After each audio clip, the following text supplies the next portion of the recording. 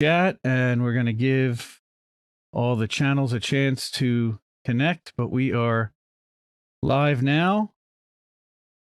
This is Indy. Welcome, everybody, to the first episode ever of Friends of Indy Left. Let me turn off that app right there. No, it's not turning off. I got you. See, now we're doing it live. All right. Well, welcome, everyone, to Friends of Indy Left. And thank you so much for being here and checking this out.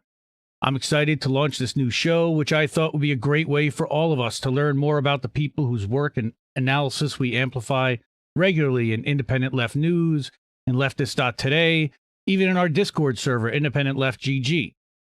The idea behind creating the show is to learn, again, what makes these fantastic people tick. There's a reason why we include their content in our aggregator site, and we want you to see what we see. So, I advertised who our first guest was, so I'm going to get right to it. So with no further ado, welcome Sabby Sabs, the wonderful, the terrific Sabrina Salvati, who doobie do. Welcome. I'm so honored that Hi, Andy. I'm so honored that you agreed to join us and to be here and to sit in on this and to participate. And you're always game for all new stuff. And again, I thank you for being here and for doing that. For everybody who doesn't know, I want to do a proper introduction. Sabrina Salvati, Sabby Sabs. She is the host of the Sabby Sabs podcast and show on YouTube and Rockfin. She is a member of the Revolutionary Blackout Network. She is launching a new channel on the roundtable.io network. And again, I just want to welcome her in. Cool. So, first question that I had is, and I started talking to you a little bit beforehand, and I was like, we should save this for the stream. I only really discovered Sabby Sabs in 2021, but of course, you've been doing this a while. So I want to learn a little bit about, your journalism career and how you got here and how we got to having this conversation today. I'd love to hear your side of that. So I'm going to let you talk and that's what this is about, to learn about you. Sure. So I majored in broadcast journalism in undergrad.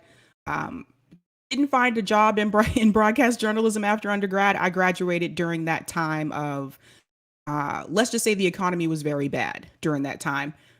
Did a couple internships, ended up working in healthcare. That's how I found out about the healthcare system in this country and how horrible the insurance companies are. And then I ended up going to grad school for higher education administration, academic advisor for a little over 10 years. And then I wanted to still pursue my passion, which was journalism, broadcast journalism. So I started doing so through YouTube in the beginning because I was living in the city. I live in Boston, Massachusetts, well, outside of Boston, Massachusetts now.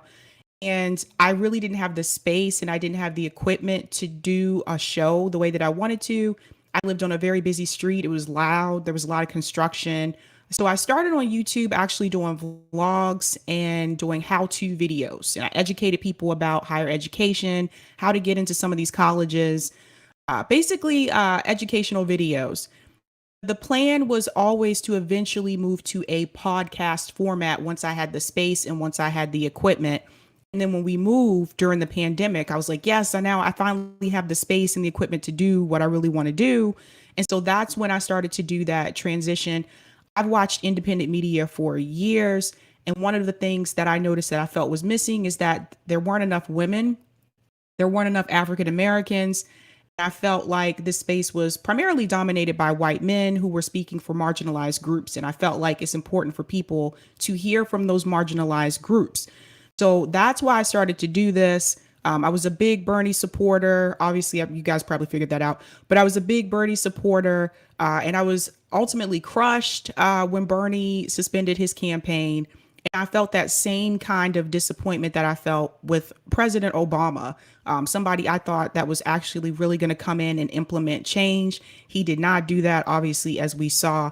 And Bernie, for me, was like a second hope in a way. And I thought, okay, maybe this time it's actually going to happen. So I definitely wanted to do a show to give like my opinion and my perspective about the two-party system, electoral politics, and the money that's involved. And I think it's important that people focus more so on the money and not so much on the personalities. Definitely. And so you started streaming and you started doing YouTube political stuff really after the Bernie campaign kind of gave up in 2020. Is that when it was? 2021? When did you start doing the Sabby Sabs show, like more politics than educational stuff? It was January 2021. It was actually right after Force the Vote. I started off interviewing activists and grassroots candidates that were running through the Democratic Party, through progressive Democrats, basically. I started off interviewing those people and activists like Savage Joy, um, Christina Livio came on, Chris Mhm. Smalls. So I started off in that realm. And I didn't do live streams back then. I only did uploads like on YouTube. And what I found along the way is that uploads, like the editing, it requires a lot of work. It doesn't work well for the algorithm. And then I switched over to a live stream format and started doing news along with interviews as well. Oh, that's great. And we're all grateful that you did, because you're definitely one of my favorites to watch, I got to tell you. Um, Again, we cover about 150 different outlets between YouTube and print journalism. You bring strong takes on a regular basis. I have to say, and you're not afraid to disagree with somebody or to say something unpopular, and we totally respect and appreciate that. Again, that's great. And again, I appreciate you talking about a little bit about how you got here.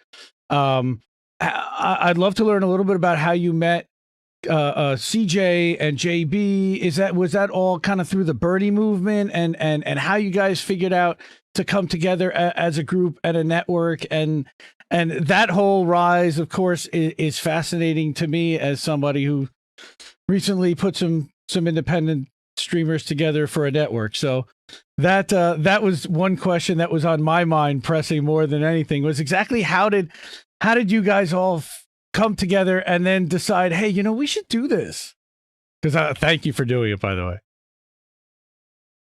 Yeah, so I met all of them on Twitter. Actually, it's really interesting. We haven't met in person. Well, some of us have met in person, but we're in different time zones in different states. But I met them on Twitter. The first one I met was Rome, and at that point, I think his Twitter tag was look, a black atheist. And he was saying a lot of things that I felt, and I was like, I don't know who this guy is, but I really need to get him to come on.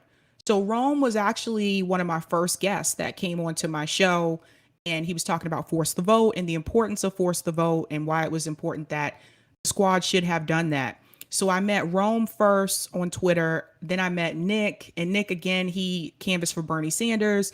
He was talking a lot about that on Twitter, and then after that came like CJ and RJ and all of them, everyone from the beginning of RBN, that was back when it was FHL. Sure. That's how I met them.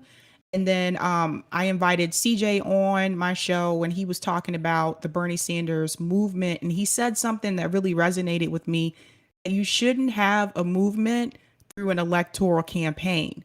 Hmm. And he had a list of reasons as to why and what Bernie did and why that didn't work. And that really kind of woke me up in a sense, because I think a lot of us we liked Bernie's movement and we agreed with like him on the issues, but I don't think we really stopped and thought, well, what happens if Bernie doesn't win? What happens to this movement? And that was something that CJ noticed, and he talked about that like often. So that's how that all happened. Like we did meet like on Twitter, and I think we just all clicked. Which is interesting because I've met people in person Hmm. that I can see and interact with like on a weekly basis, and we don't click the way that all of us did and we met online. I got to tell you, the number of people that I've talked to that have been inspired by you guys doing mutual aid and that now are doing it themselves, sharing, amplifying, understanding the importance, of course, but really just how easy it actually is to do and to make a difference in somebody else's life, a big difference. And it's the person sitting next to you that you can actually see and feel and have impact on.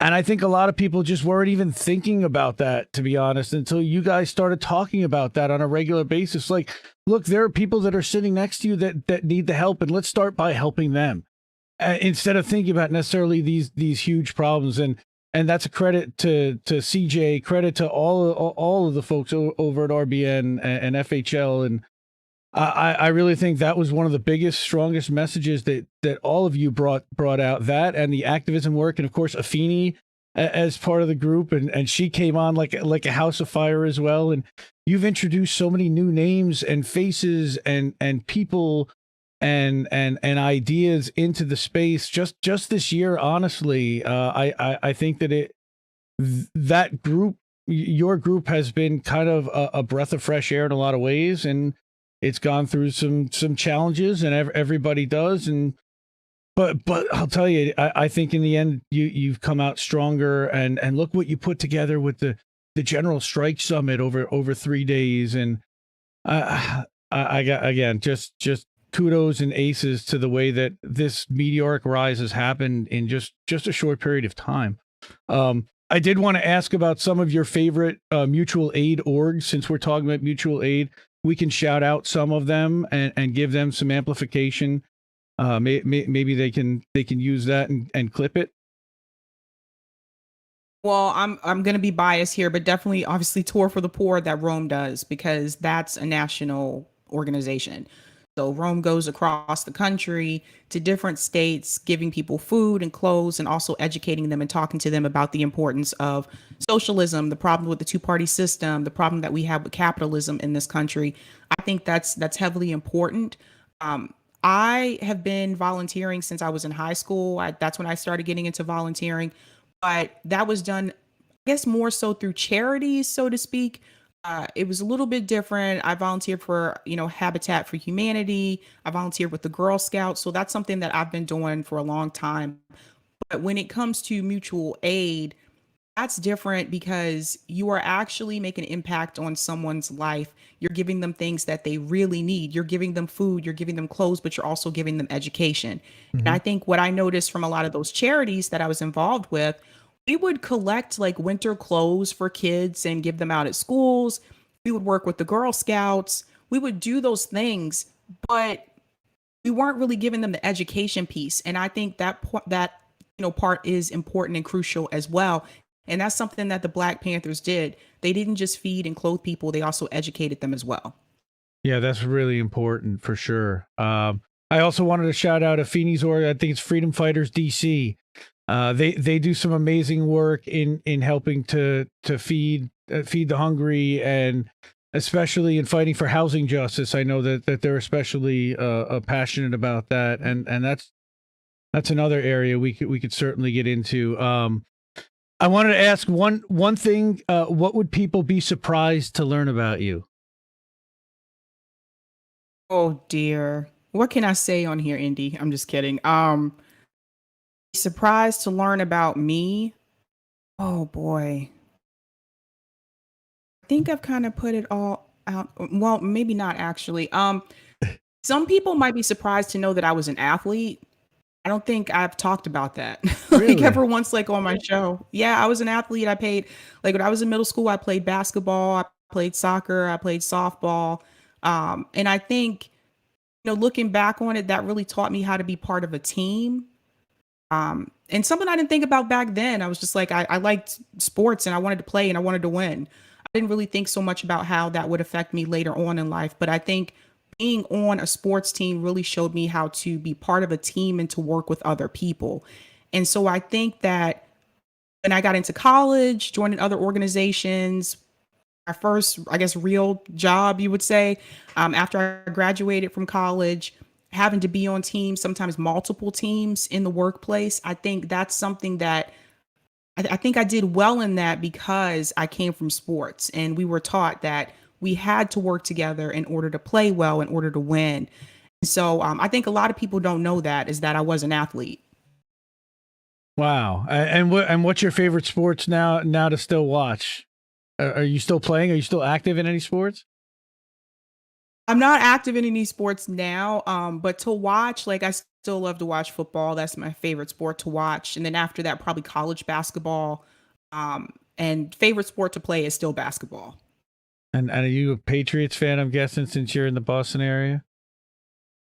I am a Patriots fan, and I am bummed that we lost yesterday. We really needed to win that game, but Miami has always given us trouble. I don't know why, but we always have difficulty when we play them. Yeah, I didn't get a chance to catch up with that yesterday. That's family stuff, but I did see that. And my nephew is a big Pats fan because they live up in the Springfield area. So, um, I did also want to talk about some of the new upcoming. Like you're involved in so many different projects, and there's a couple of new ventures that I know that you're involved with. One of which is the women's. There's a women's conference that's upcoming. Well, first of all, you're planning a women's summit, correct? Is that correct? Next month, an online women's summit. Correct. Yeah, so I'm hosting a women's summit February 26th and February 27th. There will be 4 panels. I can go ahead and list the panels for you. Women's healthcare, violence against women, women's activism, and women in the workplace. And I chose those topics in particular because I feel that these are things that we do need to discuss. We talk about it more so on a general level, but we need to talk about how these issues affect women in particular, especially violence against women, because that's been an ongoing issue in this country for a long time. So that should be a pretty cool event. I've already booked a lot of people for that so far. I'm waiting on a couple more confirmations, and then you guys will start to see promos for that as well. Wow, that's awesome. Thank you. And again, it's a lot of work to organize these events. I don't know how from people that are watching on the back end. And again, we don't. What we want to do is we're getting education out of this. We're not making money, quote unquote. This is not for profit. This is for education. This is for raising awareness in the space. And again, I'm a huge supporter, and I'll do all I can to amplify. And of course, it'll be included in Indie Left News and Leftist Today. I know you're also involved in an event that Sharif is planning, I believe, on March 8th. Are you involved Yes. with that? Mm-hmm. I'm involved on the I'm not sure if I'll be able to be there in person because it's on a Tuesday for March 8th, so I may not be there in person, but I am involved with the logistics. So Sharif did include me in that group as well. So I told him I could try to help and amplify as many ways as possible as he needs, even if it's marketing or promo materials as well. Yeah, and that's an International Women's Day, I believe he's holding, correct?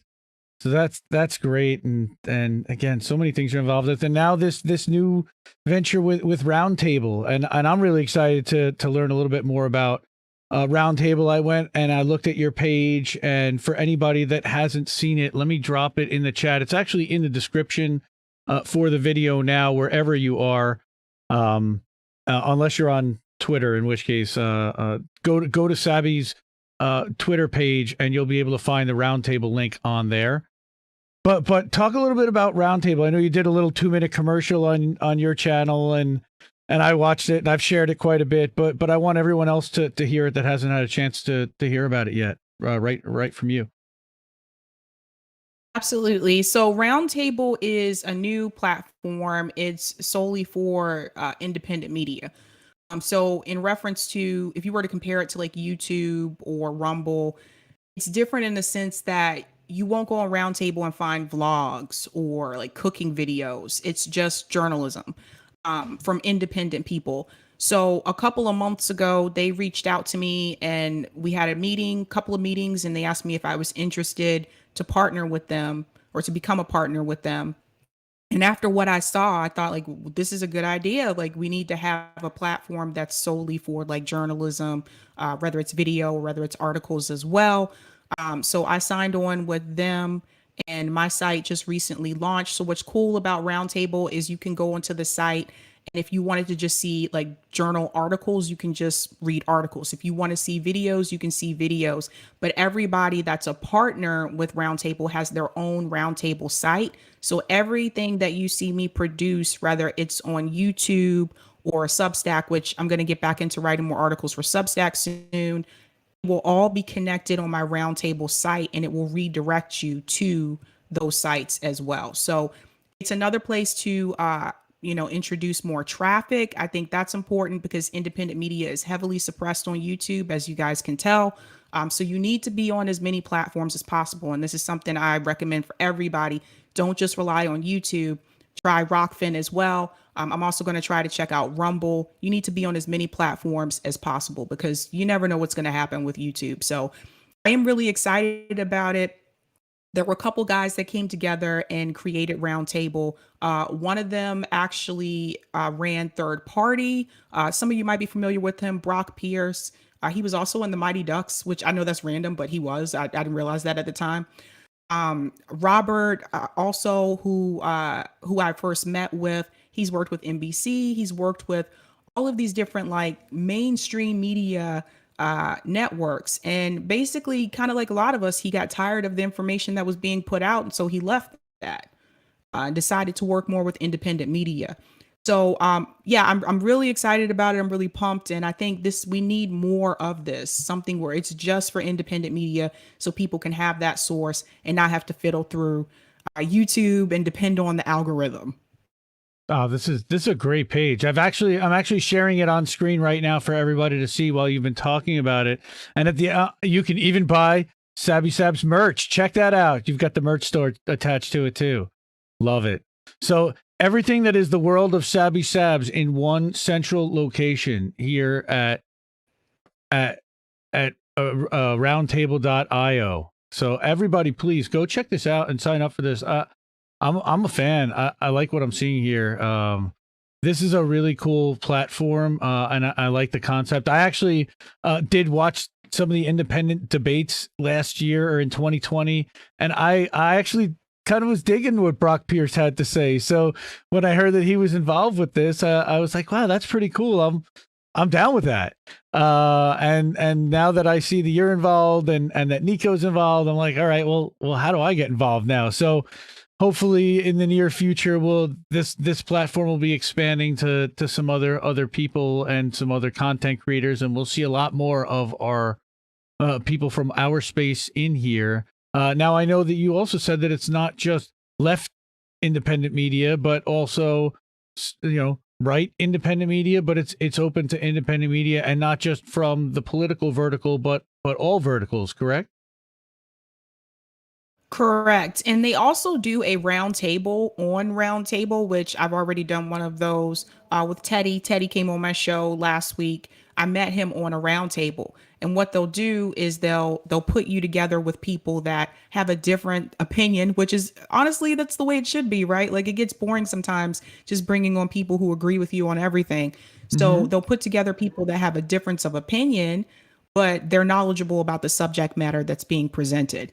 So I was on a panel with Teddy, LA Progressive, and Robert, and we were talking about the class race issue. And it was a really interesting discussion. So they do roundtables as well. But again, I think the difference is like you're with people that have a difference of opinion.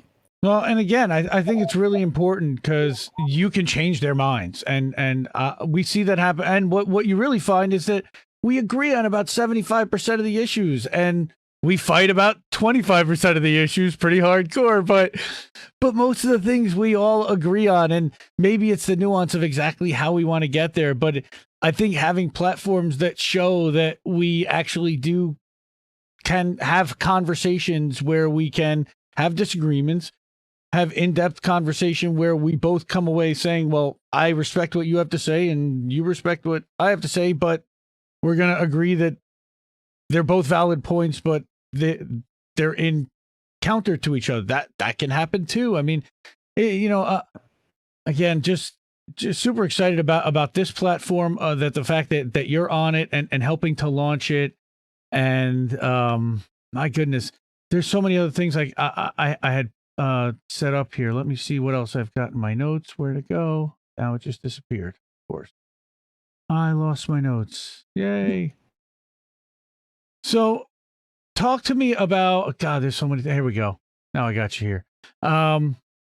Talk to me about God. Well, so now you're doing Roundtable, you're doing RBN, you have your show that you do like 4 nights a week, and you have you do the Roundtable shows at RBN. You have your show that you do Friday nights there. You're now doing I'm sorry, I forgot one. The Women's Solidarity panel, the Women of Color panel that you do every Sunday night, every fourth Sunday night. That debuted. Mhm. How do you have the time to do all this? When do we sleep? I think for me, like, so these live streams that I do, they aren't incredibly long, right? So I'm usually live minimum 1 hour, max maybe an hour and a half.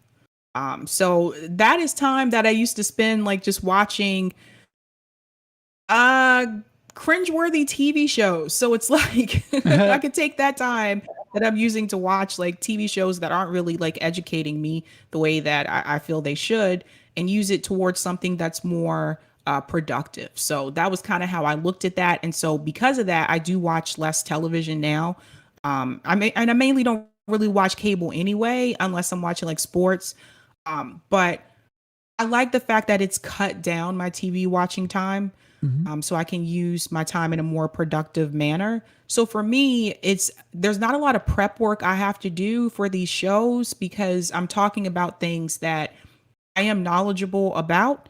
If I'm not as knowledgeable about them and I have a guest coming on, they're educating me too. So, and not just people in the audience.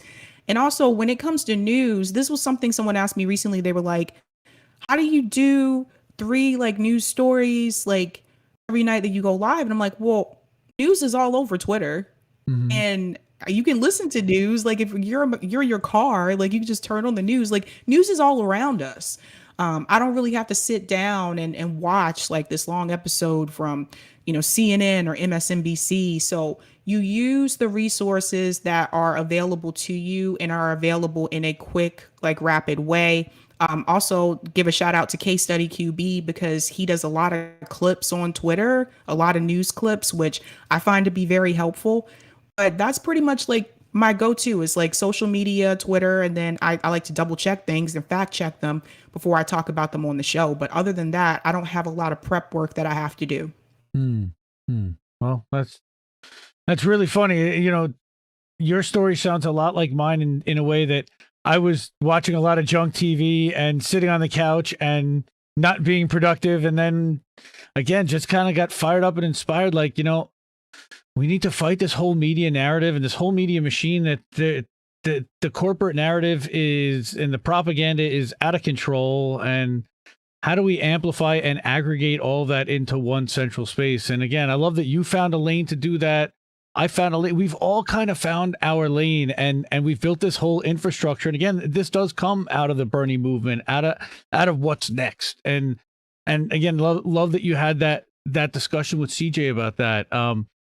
I wanted to also ask one final question about advice to people who are also inspired to try this, but they may be scared or hesitant because I'm sure you had moments where like I don't know if I want to do this, and this is a lot of work, and yeah, it's fun to do this, but I'm putting myself out there, I'm putting my face and my name, and there's who knows out there. So advice to people who are I know there's a lot of people that are inspired by you and that might want to do this. So some words of encouragement or some even warning to here's what you can expect if you decide to do this. Absolutely. In the beginning, I think that it was more difficult because no one knew who I was. My channel's small. My channel's still small, but my channel was really small back then. And I think that's something that I want you to be prepared for. Like, if you decide to do this, don't be surprised if you try to get guests to come on and no one responds, or they just say, well, no. Like, don't be surprised. Don't take that personal. A lot of times, like, people feel more comfortable coming on when they know you or they've been introduced to you. And I understand that too, because you can go on someone's show and you never know what kind of questions you're going to get hit with, right?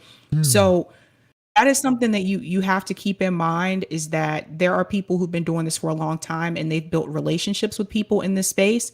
And when you're new, they just don't know you, right? So you have to give that time.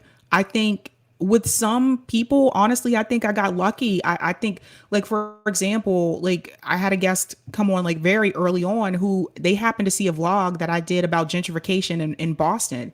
And they liked that vlog. So they said, yes, I'm coming on.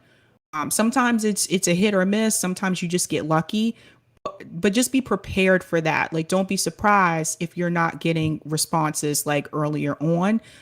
What you want to do is just continue to do the work, um, keep improving what you do, and then eventually, like, people will come. I hate to say like Field of Dreams, but eventually people will come. Mm-hmm. But you have to be prepared for that.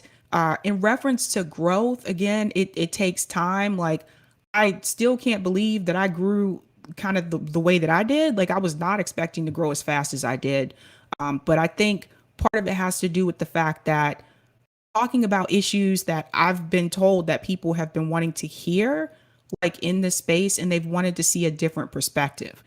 So I think that helped me. And also there were people that came on my show and like promoted my show to people. So that helped me a lot too.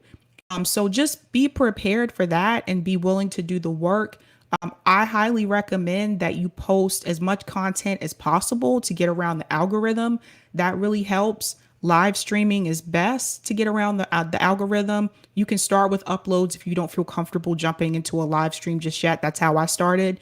Other than that, I would say, I think gone are the days where you can upload like a 7 minute, 8 minute video, you get all these views. That just doesn't seem to work for newer channels. For people who've been doing that for a long time, it does. But right now, it's like the algorithm seems to want longer content. And that's why the live streams are key. Another thing I would tell you in reference to the equipment can be expensive. I mean, for me, like I told you, it took a while before I could actually purchase the equipment that I needed. I would say, like, when you start out, just start out like with what you have. Like, if you're using your phone, just use your phone.